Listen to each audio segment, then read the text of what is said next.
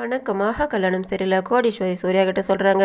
இப்போ தான் மகாலட்சுமி உங்களை பற்றி சொன்னால் நீங்கள் ரொம்ப சந்தோஷமாக வச்சுட்ருக்கீங்க அவளன்ட்டு. அதை கேட்டது என்னோட மனசு ரொம்ப சந்தோஷமாக இருக்குது. உங்களை நான் மாப்பிள்ளை அடையிறதுக்கு என் பொண்ணு நீங்கள் அவளுக்கு புருஷனாக கிடைக்கிறதுக்கு நாங்கள் 2 பேருமே புண்ணியம் பண்ணியிருக்கோன்ட்டு இவங்க சந்தோஷமாக நன்றி சொல்கிறாங்க. அதை கேட்டு இவர் ஷாக் ஆகிறாரு. அவங்க கிளம்பிடுறாங்க. இவர் யோசனை பண்ணுறாரு, மகாலட்சுமி எல்லாத்தையும் சொல்லிட்டாளா, எல்லா விஷயம் அவங்க தெரிஞ்சுதான் நம்மக்கிட்ட வந்து பேசுகிறாங்களே, என்ன அது தெரியலன்ட்டு இவர் நினச்சிக்கிட்டு இருக்காரு. இதே நேரத்தில் போன கோடீஸ்வரி திரும்பி பார்த்துட்டு இவங்க யோசனை பண்ணிட்டு மனசில் நினைக்கிறாங்க, நீங்கள் எல்லாத்தையுமே நல்லவராக நடந்துக்கிறீங்க, ஆனால் மகாலட்சுமி கிட்ட மட்டும் பாராப்பிடிச்சு பார்க்குறீங்க, அதனால் நீங்கள் மனசு மாறணுமாப்பில், அதனால தான் நான் வந்துட்டு இந்த மாதிரி பேசுகிறேன்ட்டு இவங்க நினைக்கிறாங்க. இவங்க உள்ளே வந்து உட்காராங்க. அந்த தலை சித்ரா வந்து நிற்கிறாங்க. என்ன உடம்பு நல்லா தேத்திட்டு போகிறதுக்காக இங்கே வந்தியான்னு கேட்குறாங்க. அதை கேட்டது அவங்க சொல்கிறாங்க, ஆமாம், நீங்கள் வந்து நின்னதை நான் கவனிக்கவே இல்லை. இந்த இடத்துல ஒரு பெருச்சால் இருந்தது, ரொம்ப பிரச்சனை பண்ணுது, அதனால் யோசனை இல்லைதுண்ணா, அதனால தான் நீங்கள் வந்து நின்னதை கூட நான் கவனிக்கலன்றாங்க. ஆமாம், அந்த பெருச்சாலை நான் கொல்லாமல் விட மாட்டேன், என்னோடய புடவையெல்லாம் கடிச்சிச்சுன்றாங்க. அதை கேட்டுட்டு என்னோட பொண்ணோட வாழ்க்கையை கட்டுறதுக்கு நீ தானே காரணம், நீ பண்ணதுனால தான் அவன் பையன் இந்த மாதிரி பண்ணிக்கிட்டு இருக்கான்ட்டு இவங்க தனக்கு தானே பேசிக்கிட்டு இவங்க தலையை முடியெல்லாம் விரித்து போட்டுக்கிட்டு அங்கே சித்ரா தேவி கிட்ட இவங்களாவே கத்திட்டு வெளியில் அலங்கோலமாக ஓடிடுறாங்க. இதை பார்த்து எல்லாருமே ஷாக்காக வராங்க. என்னாச்சுன்ட்டு கேட்குறாங்க. ரூமில் சித்ரா தேவி என்னெல்லாம் பண்ணாங்க பார்த்தீங்களா, பாருங்கள், அது முடியெல்லாம் கலைஞ்சிருக்குது, எனக்கு கழுத்து பிடிக்கிறான்ட்டு இவங்க வந்துட்டு நாடகம் பண்ணி ஒப்பாரி வைக்கிறாங்க. இதெல்லாம் பார்த்து எல்லாருமே ஷாக்காக வராங்க. இப்படி சித்ரா தேவி பண்ணியிருப்பாங்கன்றாங்க. இதுக்கு முன்னால் நான் ஏதாவது பண்ணியிருப்பானா, இப்போ நான் எதுவுமே பண்ணல, அவங்க தான் நாடகம் பண்ணுறாங்கன்றாங்க. அதெல்லாம் யாருமே கேட்க மாட்டுறாங்க. எல்லாருமே சித்ரா தேவி பக்கம் திரும்புகிறாங்க. அப்போது தாத்தா சொல்கிறாரு, இவ்வளோதான் மரியாதை உனக்கு, எதுக்காக நீ அவங்கள இந்த மாதிரிலாம் பண்ணிக்கிட்டு இருக்கன்ட்டு குறுக்கு கோடீஸ்வரி சொல்கிறாங்க. என்ன அடித்து விரட்டுவேன், என் பொண்ணுங்களை என் பின்னாலே விரட்டிடுவேன்ட்டு சொல்கிறான்னுட்டு. அதை கேட்டு அவங்க ஷாக்காக வராங்க. ஏன் நீ இந்த மாதிரிலாம் பண்ணிக்கிட்டு நீ எவ்வளோ பண்ணியிருக்க, நாங்களாம் பொறுத்து போயிட்டுருக்கோம், ஆனால் இதுக்கு மேலே நாங்கள் சும்மா இருக்க மாட்டோம், இப்போ அவள் கர்ப்பமாக இருக்கா, அவளை நீங்கள் தான் பார்த்துக்கணும், அதை விட்டுட்டு இந்த மாதிரி நேரத்தில் கூட இந்த மாதிரிலாம் பிரச்சனை பண்ணுவியா, அவளை பார்த்துக்கிறதுக்காக தான் அவங்க அம்மா வந்திருக்காங்க, நீ ஏன் இந்த மாதிரிலாம் பண்ணி பேசிக்கிட்டு, சொத்து வேணும் மட்டும் உனக்கு கேட்க தெரிதில்ல, அவளை ஒழுங்காக பார்த்துக்கிறதுக்கு ஆகலையா, அவளை நீ கரெக்டாக பார்த்துக்கலாம், உனக்கு சொத்தில் ஒரு சல்லி காசு கூட கிடைக்காதுன்ட்டு தாத்தா திட்டுறாரு. எல்லாமே கலைஞ்சு போய்ட்றாங்க. கோடீஸ்வரி எதிர்க்க வந்து நிற்கிறாங்க. என் பொண்ணுங்களை இந்த மாதிரிலாம் நீ பிரச்சனை பண்ணுவேன், நீ உன் பையனை சேர்ந்துக்கிட்டு என் பொண்ணுங்களுக்கு பிரச்சனை கொடுப்பீங்க, நான் வேடிக்கை பார்த்துக்கிட்டு இருக்கணுமா, என்னோட பொண்ணுங்களுக்கு நல்லபடியாக வாழ வைக்கணும், அவங்க சந்தோஷமாக அந்த வீட்டில் வாழணுன்றதுக்காக நான் என்ன வேணாலும் செய்வேன்னு சொல்கிறாங்க. இப்போ தெரியுது அந்த கோடீஸ்வரியை பற்றின்ட்டு அவங்க சொல்கிறாங்க.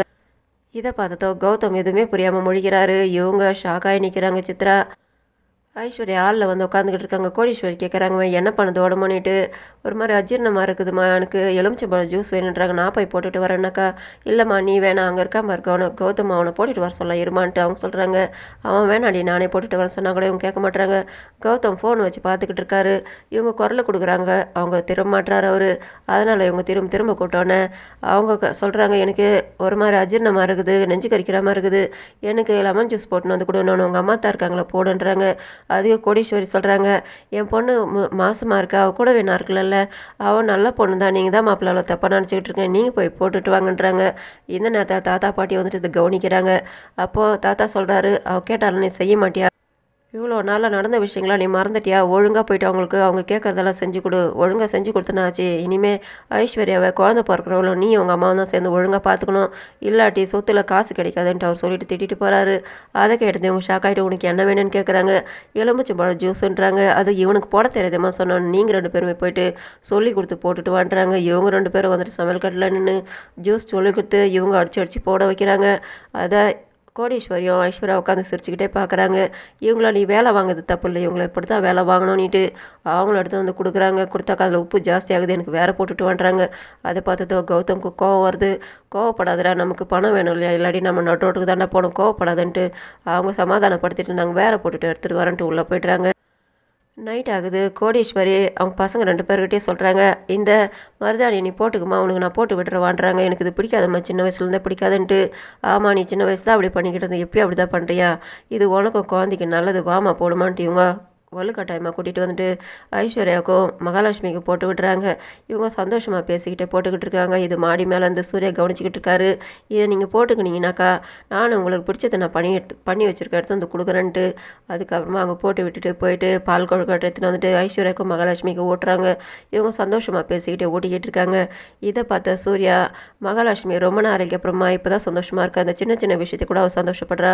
அவள் வந்து வீட்டில் எல்லாருமே நல்லா தான் பார்த்துக்கிட்டா, ஆனால் நான் தான் அவளை நல்லாவே வச்சுக்கல, இந்த மாதிரி சந்தோஷப்பட்டு அவளை பார்க்கல, நாமளும் அவளை சந்தோஷமாக வச்சுக்கலன்ட்டு ஒரு வருத்தப்படுறாரு.